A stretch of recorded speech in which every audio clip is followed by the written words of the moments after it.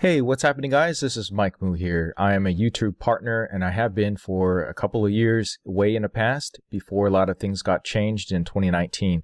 So I see a lot of questions on Quora about people who are trying to apply for the YouTube partner program and are having a lot of difficulties or really just not understanding what's going on with YouTube partner program process, how you apply, and why people get disabled, monetization, things like that. So I think a lot of people are just not looking at the frequently asked questions, or if you have been looking at frequently asked questions, maybe you're not digging deep enough.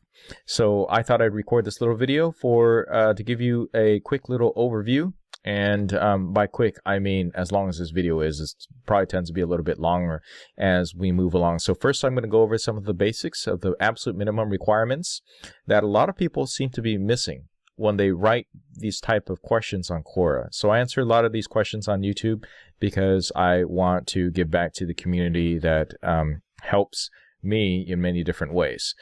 So getting back to YouTube. All right. So I'm going to have this link down below. It is called YouTube Partner Program Overview, Application Checklist, and Frequently Asked Questions. What do you get with the YouTube Partner Program? Well, basically, YouTube partners with you. It's in terms of 50-50 type of split in terms of revenue that they get for advertising. If you put advertising on your videos that are applicable for monetization, okay? So the 50-50 split might not make or break it for a lot of people because, as YouTube has said before, before they changed this process in 2019 and they required having 4,000 public watch hours within the past year and then a minimum of 1,000 subscribers, and then of course you got the AdSense account issue, people were able to monetize fairly quickly and immediately, and were able to generate funds about that. I'm not going to get too much in history of that. Know that there were some major issues with some major creators that did some things that a lot of advertisers didn't like. Okay, so they had to change this up. It's all about the quality of the videos for the advertising. It's all about the money. Okay, so what you get. So they tell you right here is that you get access to creator support teams, which is great, I suppose. I have actually never accessed the creator support teams tool thing other than the first time when I had some quick little issues about it, and I haven't been back since. Okay, I got banned back in 2012 for some reason, which I still don't know, other than something about community guidelines, but they weren't able to tell me any information. So I feel the frustration some of you guys have had in the past. All right. So there's the creator support teams that's going to help you if you have any issues about YouTube, right? Resolving issues, troubleshooting, bug fixes, copyright guidelines, things like that, technical services. Again, I haven't had to use these that much, but I do have a lot of experience creating videos and YouTube in general. All right. Access to the copyright match tool. This is pretty useful because as a creator, I spend a lot of time creating my videos. So what this does is it lets me know when someone blatantly copies my videos and puts them on their own channel for their own financial gain or purposes. Okay, so that messes things up for myself and also my subscribers and my viewers, right? So this is a really cool tool. I've had to use it a couple of times. I actually just used it recently. Some people copied some of my videos, and I just basically gave them a warning to go ahead and remove them, or else face a copyright strike, which I guess YouTube can allow me to go ahead and choose that option as well. So that's under this copyright tab over here. And that's actually pretty useful. So it looks like I'm all caught up. I've had several removal requests in the past. They've all been either resolved by having the video removed, or over here, removal is scheduled for May 23rd because they, I'm being nice and then giving them a couple days to go ahead and remove it. And if they don't, it'll automatically be removed anyway. So those are pretty useful things to have in your toolkit. And then of course, monetization is really great. If you're just starting out and you've never had a YouTube channel before, note that you're not really going to make a whole lot of money. This is not a get rich quick type of thing. it could be a while before you start to make something that is really impactful on your life. Okay, so you got to know you like to create videos because you really like creating videos, you like sharing information, and you're relatively okay and decent with it, and also fine with talking in front of the camera. I get some questions about what if I don't like video recording myself? That's fine. There's plenty of channels out there that don't videotape themselves. They do typically voice or narrate their own videos themselves. So you just have to be comfortable in doing that and doing a relatively decent job at it in a niche that is going to be useful to yourself and others. Okay, so minimum eligibility requirements to join. Okay, so there are a bunch of YouTube partner program policies that you'll probably want to take a look at really closely. Just stick away from these things, all right? Nudity and sexual content, that's really iffy. Harmful and dangerous content, don't put those on there. Hateful content, definitely not okay. Violent or graphic content doesn't really sell well on YouTube for YouTube advertisers. Harassment and cyberbullying is not allowed. Spam, misleading metadata, and scams definitely not allowed. Threatening people is not allowed. Threatening people, companies, whatever. Copyright issues, basically copyright, copying other people's information, videos, content, basically content is not okay. Privacy issues, that's something that will really be related. Some of it, there's more privacy issues in other countries than in the United States, and we have our own little things about that as well. So obviously no videos of peeping in people's bathrooms, things like that. Impersonation, don't be impersonating other people. Okay. Posting people's private data information right here. Individual, uniquely identifiable, things like this, financial information, just stuff that people don't want out there in the public. And child safety. Okay, so this is even more so now than before, where lately on a lot of child content, they're definitely disabling comments and things like that. So basically child safety, no basically child pornography, taking advantage of children, things like that, anything related to any of this stuff. So it's all on here. All right, these are YouTube community guidelines. Now, there are other guidelines that I thought that may have affected my own channel before, and part of it has to do with ads and sponsorship on the video content. Now, I was wrongfully banned because they thought that I had some videos that were sponsored or advertising on my video when it wasn't. It just looked like it because I like the product. Unfortunately, they did not agree, and it was my word against what they felt. So they had removed my content, and I got banned for it, 3 strikes. Now they're a lot better at it. Okay, so now you can actually click and check off whether or not you have sponsored content. They give you more clarity in terms of what happens when you are doing an advertorial, whatever it is.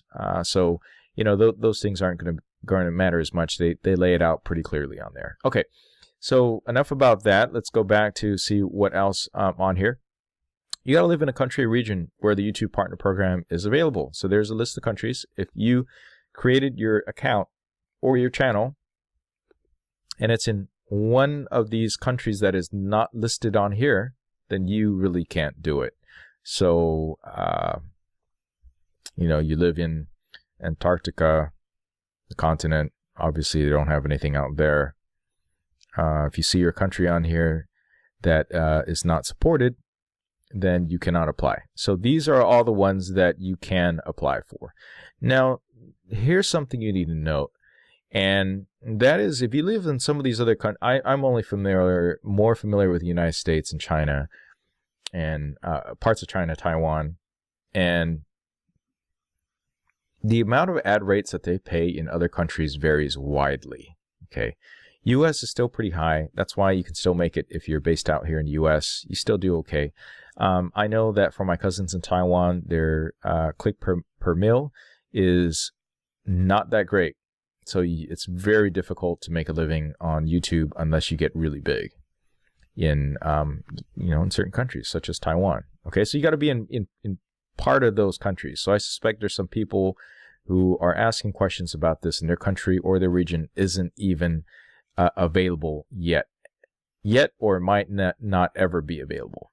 All right. Have more than 4,000 public watch hours in the last 12 months. The last 12 months is key. You can look at your channel analytics to figure this out, and these have to be public. Okay, that means that the videos that are being counted are the ones that are set to public, meaning just about anybody can watch it unless it's restricted in the country for some reason. Okay, public watch hours. That means a couple things. If you have private videos on there, that's not going to count. They're not going to check that. At least, not that YouTube isn't going to check that, but it's just that YouTube and their team aren't going to check that in terms of eligibility. All right, so if you make one of your most popular videos ever private, that's just not going to count. Okay, doesn't matter if it was public before, set to private now. When they run the numbers again to double check that you meet the eligibility requirements, it's not going to count. So make sure if you're right at the threshold, obviously, you're going to want to make sure that your videos are actually public. Okay. Might be a question about unlisted videos. Yeah, that's not public, guys. That is unlisted. It's not necessarily public. So my guess is that they're not going to count that. So these got to be public videos. All right, have more than 1,000 subscribers. That's fairly easy and straightforward.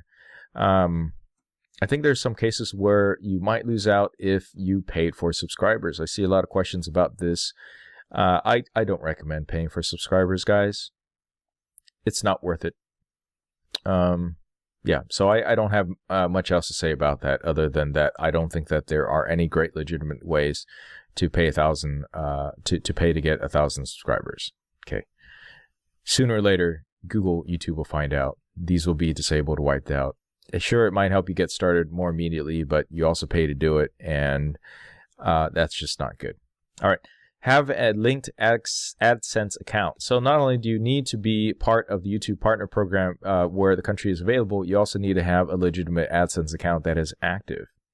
All right, that's outside of scope of here. Basically, if you want to apply to that, you could just type Google AdSense and apply. It's really not that hard. They don't have eligibility requirements that are as difficult as this.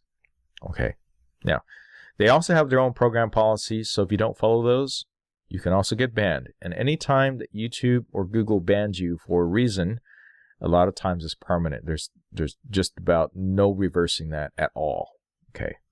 So that would mean you got to start over. You would lose everything. Keep that in mind. All right.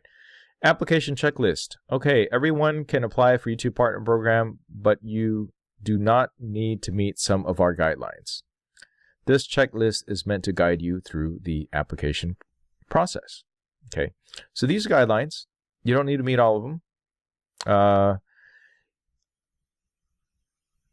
Well, there's different levels of meeting it. Let's put it that way. Okay, not everybody can be the best ideal channel for YouTube. All right, so make sure your channel follows our policies and guidelines. When you apply, you'll go through standard review process to see whether your channel meets our policies and guidelines. Only channels that meet them will be accepted in the program. And they also will constantly check channels in the program to see whether they continue to meet our policies and guidelines. This is just basically a warning to let you know that just because you got in YouTube Partner Program doesn't mean they can't take it away. All right, if you don't continue to meet their policies and guidelines, then that puts everybody else's channel at risk. Okay, so you got to meet them. All right. Number 2, make sure you only have one AdSense account. Once you're in the program, you'll need an AdSense account to get paid. If you already have an AdSense account, use the one that's already approved. You can link as many channels as you have to a single AdSense account. All right, if you don't have an AdSense account, you create one while you're applying for YouTube Partner Program. That's really great to know. I've had my AdSense account for a long, long time. And I think I actually had 2, but it got consolidated into 1. So that works out fine too. Yeah, I don't know exactly how that happened, but it did happen. All right, 3, make sure you have 1,000 subscribers and 4,000 public watch hours. So the system actually automatically checks this and lets you know when it's available. I think that the people that immediately reach 1,000 subscribers, 4,000 public watch hours, they could lose a few between the time and when they when they apply. So I usually recommend, hey, let's wait until maybe you got 1,100, just to make sure that you don't lose a lot. Typically for my channel, for instance, I've never lost more than a couple of subscribers a day, but I only have about 3,000 subscribers right now. So, for me, once I reached 1,000, I guess 20, I applied because I didn't really think I'd be losing them. So I think have a good buffer, right? Don't do it right immediately when you get 1,000 subscribers, because what happens if between the process of when they're reviewing your channel and when you applied, you had 1,000 then, but you lost 100. You're just not going to get in. All right. That'll put you back at the bottom of the pile again. Okay. And finally, you actually have to apply for the YouTube Partner Program. Okay. They tell you how. YouTube, sign into top right-hand channel, Creator Studio, click on channel, click on status and features, and then under monetization, click enable, and then there'll be a bunch of on-screen steps in there. It's pretty straightforward. I don't think I need to go over that. Here's the thing that gets everybody. This took a couple of months for me to get reviewed. Okay. So I was part of the YouTube Partner Program about 3 different times. First time was great. I was doing pretty well. One of my most popular videos every day was bringing in $10. So that's an extra $300 some every month from that one video that I got in order to create more videos. Okay, that I got to put back into my camera, my production value, all those things. This was back in the day. This was back in 2009 or 2010, something like that. And then, they changed a couple of things. It was a little bit more difficult to get in then, and then they made it easier to open it to everybody. Okay. And then the threshold was really minimal. Everybody did it. Now in 2019, of course, now you got this 4,000 hour stuff and 4,000 public watch hours and at least 1,000 subscribers. And then you have this other specific additional review process, which took several months for a lot of people. Some people it took, I heard someone took 6 months. I can't verify that for myself, but for myself, once I got and met the 1,000 some threshold and I applied, it took over 3 months for them to review my channel. Okay, 3 months. Okay, so it's just going to take that long. Okay, I see at the very top, there's this little update here from March 8, 2019. It's telling you it's taking longer than a month. It says we understand that it's frustrating. They only have a limited number of specialists who handle YouTube Partner Program reviews. They're trying to get through it. You can check back here for updates. It's true. There's actually a YouTube channel that's pretty helpful. It gives you some information, and I can't remember the name of it right now. There is a channel that is pretty useful that is obviously sponsored by YouTube, or actually is part of YouTube, where a YouTube employee actually talks about what's going on with the YouTube Partner Program. It actually gives you some pretty good updates in there, and I recommend you subscribe to that. That's pretty useful in figuring out where you are and what the process is, things like that. Okay, going back here. All right, there is there were some other questions about people who keep getting rejected month after month after month, and that means that their reviewers found that a significant portion of your channel doesn't meet our policies and guidelines. Okay. Yes, you can have videos that don't meet all their policies and guidelines. It's true. But having a significant amount of them is a red flag. So if you get rejected, they will actually tell you in the email why you got rejected, supposedly. And you'll need to make some significant changes to your channel, right? And that has to do with a bunch of this other stuff. Hateful content, violent stuff, sexual content, things that I talked about briefly before. Okay. Means there's some concerns in there that would mean that it is not going to be a great community for advertisers to pay. So why should they accept you into their partner program if they're not going to make any money? If anything, they're going to lose subscribers by having your channel be eligible for monetization. All right, you got to keep that in mind. It's all about the money there. So for God's sakes, don't reapply after 30 days after rejection if you made absolutely no changes. I think sooner or later, they're just going to ignore you. I know I would if someone who just doesn't get it and they just keep reapplying. And to make things worse, for you people that keep reapplying and you didn't do any changes to your channel, you're the reason why applications are taking more than a month. Okay. So if you would like, I guess if you'd like me and others to go ahead and review your channel, you can go ahead and ask people on Quora, since this was all based on Quora here anyway. Ask people on Quora, hey, what do you think about my channel? Do you think it meets community guidelines? Things like that. Which ones do you think? You ask specific questions. I see people asking questions on Quora all the time about this type of things, but then they don't link their channel. So you really have no context in terms of why someone might not be good for the YouTube Partner Program. Okay, so then thus get rejected. Okay, so more about the review process. They have frequently asked questions and tips about it. Let's see if there's anything.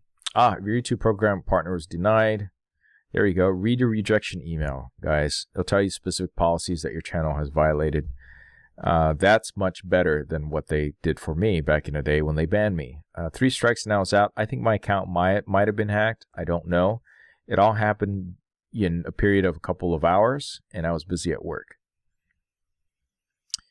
Edit or delete any videos that violate your policy. Okay, here's something that might mess you up is if these videos are really popular, you had a bunch of thousands of hours of watch hours on that video that violated the policies, you're not going to meet the 4,000 public watch hour threshold. So keep that in mind. So you still got to have good content that is advertiser friendly and meet the 4,000 hour threshold. Okay, so review process. Here we go. Once you meet the subscriber and watch time thresholds, your application will be put in a queue. Our human reviewers look at your channel as a whole to see whether or not it meets our YouTube Partner Program policies. We'll get back to you with a decision once your channel is reviewed, typically about a month after you meet the threshold. I don't know if that's true right now, to be honest. It said a month back in the day, or actually a month or longer than that back in the day. That was earlier this year. Sometimes you may need to wait more than a month. There can be multiple reasons for delays, higher than usual application volumes. That's true. And that's probably because at that time they had just instituted the 4,000 hour minimum. System issues, or we may occasionally need to shift resources. Our policy specialists try to get through applications as quickly as possible, but delays can happen because we have a limited number of specialists. So it kind of makes you wonder how come they don't add more specialists. Can you speed up my application? No, our teams can't speed up your application. All applications are put in a queue and will be processed in order they are received. Sometimes channels require multiple reviews, especially if multiple reviewers disagree on your channel's suitability for YPP. In these cases, multiple reviews may be needed, which means it may take more time for a decision to be made. Yeah. So if you're right at the edge, you got a lot of sexy stuff going on. You see those channels that you have half scantily clad women. I get why you do it in the thumbnail and maybe in the videos. There's definitely a target audience for that. But it's pretty risky, right?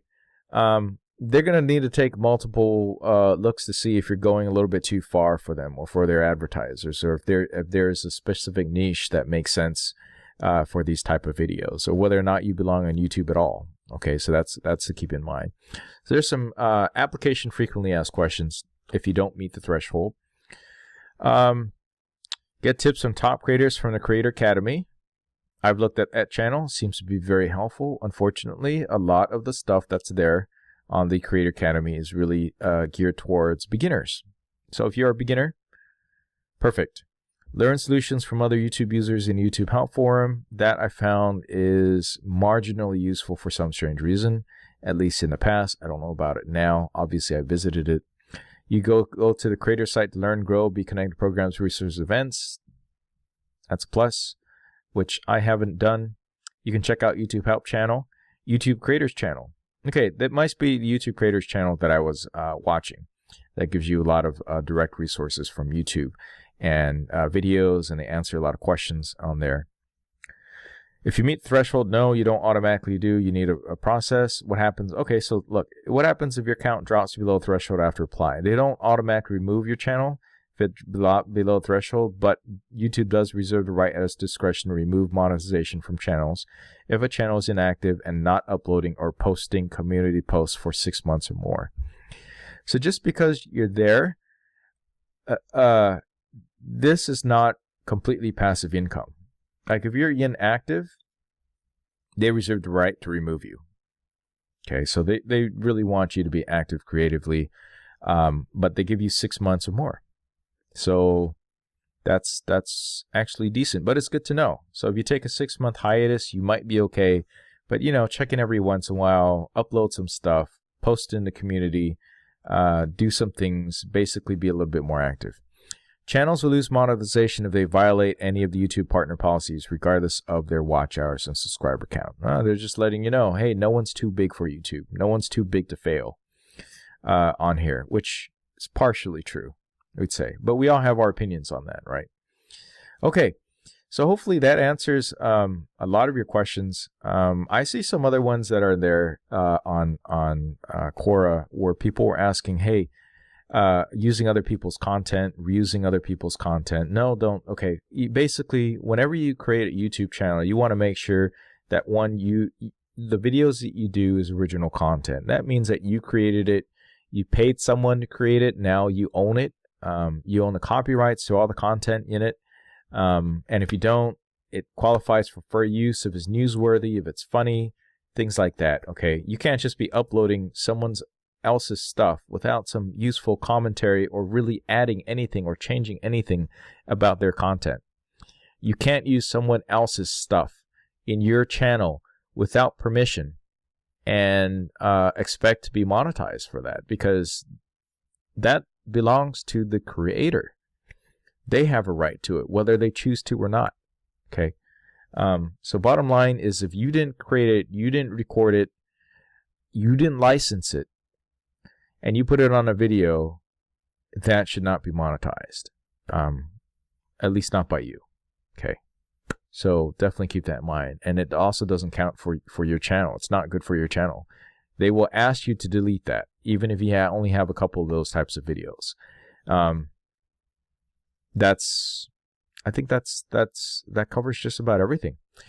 Let me know if you have any questions or comments. You know where to put them, down below here on the YouTube page. And if you have any questions, you could tweet me at MikeMu, M-I-K-E-M-U, and I will try to answer them, maybe on Twitter, maybe on Quora or YouTube, or all the above. All right. Okay, thanks for making it this long. If please like and subscribe for more. Thanks for watching.